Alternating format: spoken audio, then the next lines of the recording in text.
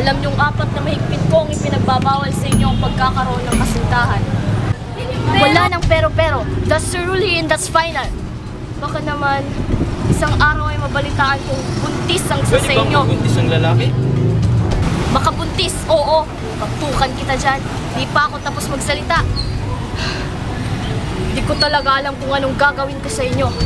Yan ang pinakamahigpit na ipinagbabawal na batas dito sa Santika. Dahil mas lalong hihina ang magic powers nyo. Sientes? Aalis ka? Sige, umalis ka. Hindi kita pipigilan. Tingnan natin kung saan ka pupulo. Sino ba nagsabing nga alis ako? Magsi-CR lang ako. Ang bobo, ang bobo. Napahiya ka tuloy.